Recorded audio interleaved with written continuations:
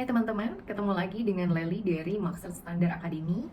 Kali ini kita akan membahas mengenai thrifting mematikan industri tekstil Indonesia.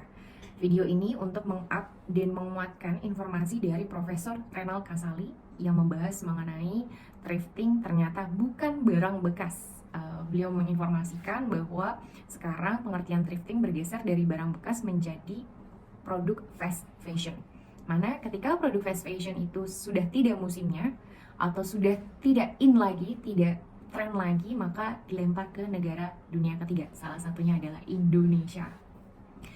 Dan sebagai konsumen, kita punya kekuatan yang sangat besar untuk mengubah dunia. Salah satunya ketika Anda mengklik subscribe dan komen di channel ini, maka itu bisa memajukan Master Standar Academy. Dan sama halnya ketika Anda mengklik, men-share, men-like, mengkomen channelnya Raffi Ahmad, itu akan membuat Raffi Ahmad semakin kaya raya, semakin banyak pergi ke luar negeri, dan semakin sukses. Selain klik, jika kita mengklik suatu produk, mengklik video, dilanjutkan dengan mentransfer uang, contohnya ke e-commerce, itu akan memajukan e-commerce-nya. Dan kita ketahui e-commerce di Indonesia semakin maju, terutama e-commerce yang berhubungan dengan berbagai jenis produk baik lokal maupun internasional. Jadi kontribusi Anda sebagai konsumen itu sangat mempengaruhi kemajuan Indonesia. Oke, kenapa kita harus peduli dengan industri tekstil? Karena industri tekstil ini adalah industri padat karya, teman-teman. KAIS ini industri padat karya. Karyawannya itu rata-rata lulusan SD, SMP. Dan mereka menyerap tenaga kerja dengan jumlah yang luar biasa. Di Indonesia ada sekitar 323 perusahaan tekstil. Itu yang terregister dan itu yang besar. Kita tahu bahwa di lingkungan kita pun banyak banget yang penjahit keliling, penjahit di kompleks, ada penjahit di pinggir jalan. Dan industri ini adalah industri yang tidak akan mati karena semua orang butuh pakaian. Beberapa negara mungkin menggunakan atau menetapkan pakaian sebagai produk primer ataupun sekunder. Akan tetapi kondisi ekonomi ataupun kondisi geopolitik berbagai negara sekarang sedang dalam kondisi yang tidak baik-baik saja. Sehingga yang tadinya berada di posisi sekunder bisa menjadi tersier dan bisa mengalami penurunan. Di industri tekstil, jumlah karyawan satu perusahaan bisa mencapai 2.000, 3.000, bahkan 10.000. Bahkan ada yang mencapai 46.000 satu perusahaannya. Jadi industri tekstil ini industri yang sangat penting, yang cukup penting, yang cukup penting di Indonesia untuk kita perhatikan. Sebelum kita membahas lebih lanjut, sebetulnya saya mau melakukan pengakuan dosa dulu nih. Nah, sebelum nonton thrifting dari Profesor Renal Kasali sebagai ibu-ibu, mami-mami yang suka belanja online, itu berapa waktu lalu, mungkin tahun lalu, saya punya kebiasaan mengklik lonceng notifikasi dari dari produk yang saya follow. Nah, karena masih belajar terkait e-commerce, belajar dalam arti tadinya misalnya belanjanya ke Matahari, sekarang belanjanya ke e-commerce, atau selama masa pandemi lah ya, kita belajar untuk belanja ke tempat-tempat tertentu. Jadi saya mengamati ada beberapa metode penjualan yang cukup unik di e-commerce ini. Salah satunya adalah kayak kita nonton keseruan dari mobil bak yang terparkirkan di suatu jalan di kampung, dimana dia wuru-wuru sound system menginformasikan bahwa ayo murah, baju murah, semacam itu. Jadi di e-commerce ini ada fenomena dimana penjual tuh live gitu ya, live di e-commerce-nya. Dan ini juga kayaknya sih banyak artis termasuk Nagita Slavina, dia suka banget online dan suka live gitu ya, baik di e-commerce maupun di TikTok untuk mempromosikan produk. Dan saya sebagai konsumen sambil belajar ngeliat, rasanya memang kesingret ya. Ketika belanja gitu ya, ngelihat orang kodenya 727 untuk produk ini. Ini produknya bagus banget, panjangnya sekian, lebarnya sekian. Ini cocok untuk kita untuk jalan-jalan, cocok untuk pergi ke mall, bla bla bla. Dan ini adalah buatan dari mana, produknya siapa, brandnya apa, diinformasikan semuanya. Sebagai ibu-ibu yang masih belajar, ada berapa waktu saya lewatkan untuk nonton. Tadinya cuma nonton, terus tiba-tiba saya klik gitu ya, terdengar nih suaranya sampai keluar pasangan gitu ngedenger, wow belanja nih gitu. Jadi ikutan aja pengen tahu, dan itu seru banget memang ya ketika ngeliatin mereka jualan, itu kayak wow banget sih jualan bisa kayak gitu gitu, nggak berhenti ngomong, kemudian bisa mempromosikan produknya, membuat orang tertarik, kesinggap gitu ya untuk akhirnya mengklik, like terus check out gitu. Ini kejadian banget. Saya biasanya sangat hati-hati dalam memberi produk, dan biasanya keluarga juga sangat mempercayai gitu ya, ketika membeli produk pasti cari produk-produk yang berkualitas, walaupun ada beberapa kali kena jong ya. Dari pembelajaran itu, dari lelang itu saya membeli produk salah satunya ini, tara, kapa. Nah, mereka pinter banget jualannya. Ini adalah kapa. Lihat warnanya abu-abu ya, grey. Kemudian ininya silver. Terus ada ada labelnya dan lain-lain. Dan kebetulan saya klik beli. Kok aneh ya, kapa itu belinya harganya cuma 40.000. Kaget. Iya, saya juga agak mikir, kenapa ya kapa harganya 40.000? Ini LSI aja nggak bisa segitu. Setelah itu saya juga nyoba lagi nih, ada beberapa produk ikutan, iseng banget, benar-benar iseng. Ada sekitar 2 atau 3, mungkin ada lebih dari 3 produk ya. Saya ikutan terus saya beli, dan itu nggak, pas datang memang agak terkejut. Seharusnya nggak terkejut ya, tapi kadang-kadang memang sebagai ibu-ibu agak bodoh-bodoh juga saya. Pas datang, oh ternyata yang ini tuh second. Second, wow, kaget nggak sih? Saya juga kaget sih, karena gimana ya, beli second di Indonesia itu I feel not trust gitu ya, nggak percaya gitu dengan produknya. Dan ada beberapa produk baju tidur gitu ya, itu juga second, dan saya agak kecewa sih pas datang. Tapi ya seharusnya masuk akal di kepala saya, kenapa harganya ada yang cuma 10.000, 15.000, 40.000 dengan bermerek, dan ngelihatnya ya itu bagus gitu ya, make sense. Tapi pada saat itu juga saya ada beberapa kena tipu. Jadi akhirnya e-commerce-nya saya tutup. Jadi kalau saya mau belanja, saya cuma bisa belanja pakai e-commerce-nya pasangan, nggak mau belanja pakai akunnya saya sendiri, karena I don't trust myself to pilih sebuah produk. Ini menjadi pemikiran besar untuk saya juga sebetulnya. Kenapa orang seperti saya bisa mengklik, membeli, mensukseskan produk-produk seperti ini, dan ternyata saya berkontribusi juga terhadap apa yang dinamakan dengan thrifting. Sedih sih, tapi ya ini kenyataan. Oke, kenapa produk thrifting ini berbahaya?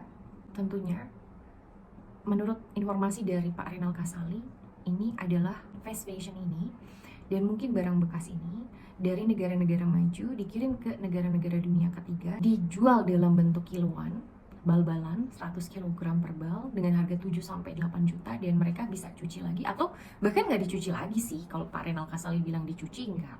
Mungkin kalau yang bajunya baru mereka cuci kali ya, saya juga nggak paham.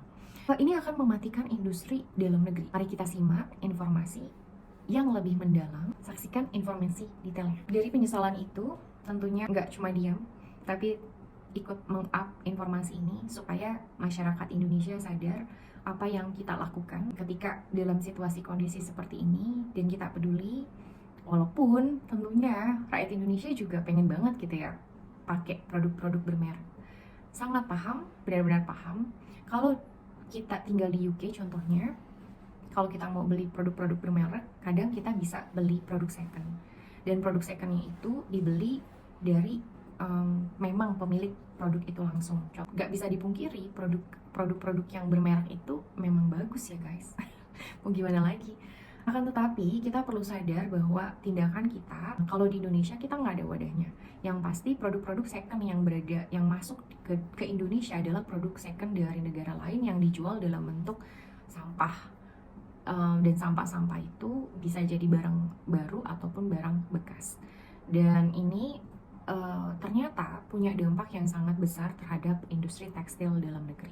Kalau kita peduli sebagai masyarakat, tentunya kita harus bisa sedapat mungkin mengontrol keuangan kita untuk tidak membeli barang-barang yang potensi ataupun berkontribusi terhadap thrifting.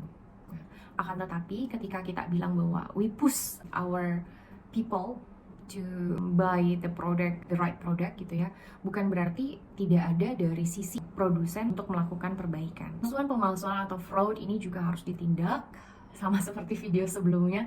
tolong tindak semua fraud. Jadi jangan sampai ada fraud, baik food fraud maupun textile fraud, itu jangan sampai ada. Fashion fraud. Perbaikan lain untuk industri tekstil Indonesia, mungkin ketika kita mengekspor produk tersebut, kita dapat nilai atau harga yang jauh lebih tinggi dibandingkan harga yang ketika kita menjual di masyarakat Indonesia.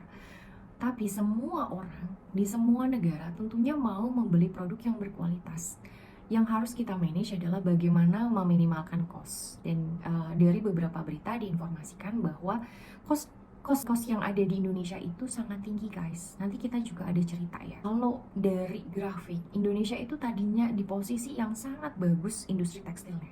Sekarang ini kan kita berada di posisi 8. Padahal di 2018 kita masih berada di posisi 6. Sangat disayangkan.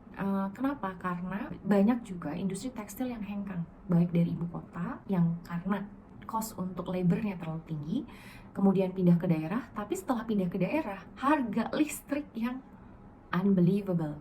Mungkin saya sebagai konsumen tahu bahwa hubungannya dengan PLN ini ataupun hubungannya dengan listrik ini adalah hal yang rumit. Zaman dulu PLN itu kita cuma bayar sekitar 50.000 dan waktu itu KWH-nya masih 900. Kemudian kita naik jadi KWH yang 1.300. Setelah naik di 1.300 itu diawali dengan nilai yang di sekitaran 100.000. Akan tetapi kalau kalian tanya sekarang ini berapa per bulannya, itu berada di angka 500.000. Saya sangat memahami bahwa ketika industri tekstil ini dihadapkan pada komponen harga di Indonesia, kalau industri tekstil yang mau jual di Indonesia, harapan kita masyarakat adalah produknya berkualitas. Kayak halnya kita beli produk itu di UK, di EU, di USA. Namun dengan situasi kondisi di mana cost labor and cost utility-nya tinggi, maka ini agak sulit untuk dicapai. Otomatis intervensi dari pemerintah itu mutlak diperlukan. Oke? Itu highlightnya.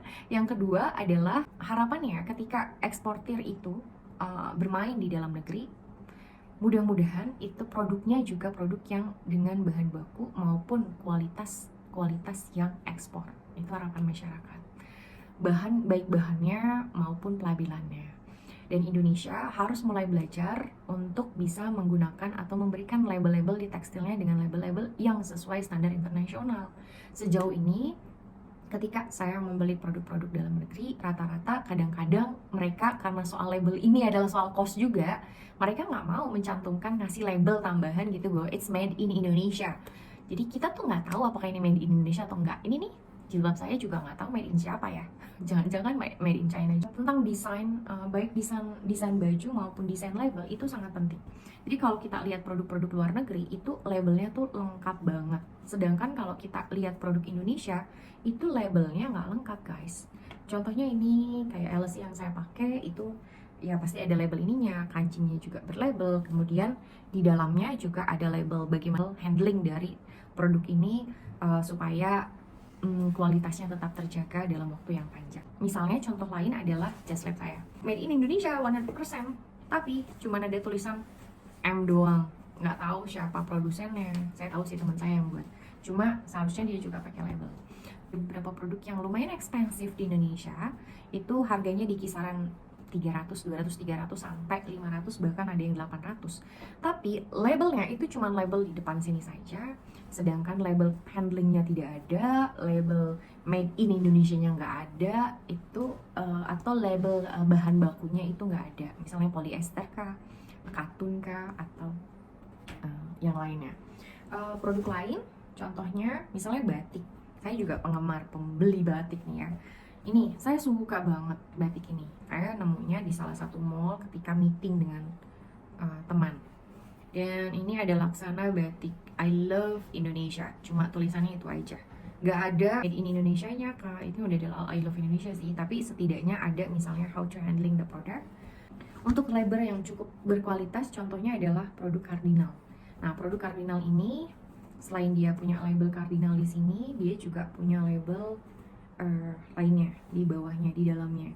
Jadi ada label how to handling produknya juga untuk Cardinal, and Cardinal juga melabel made in Indonesia misalnya. Ini ada Go Ethnic, sama ini juga labelnya cuman Go Ethnic Indonesia Ethnic Wear, that's all. Terus ada Frida Aulia, ini teman saya Indonesia. Frida kayak model Jepang gitu, jadi untuk pertemuan bagus. Kalau label luar contohnya Polo by Ralph Lauchon. Ini as ukurannya, ini lengkap label-labelnya, lihat made in-nya dan lain-lainnya. Made in, terus remove probably, retired, repigment, cotton, bahan bakunya juga made for Club Lauchon, Geneva, Switzerland, dan label informasi lainnya. Oke, untuk produsen Indonesia, ekspor kita menurun. Tapi bagaimana kita juga bisa memajukan kualitas produk dalam negeri, seperti halnya kita mengekspor produk kita ke luar negeri. Itu saja, kita akan membahas lebih detail mengenai bagaimana ekspor, bagaimana industri tekstil Indonesia, posisinya di mana, data-datanya seperti apa di next video. See you guys!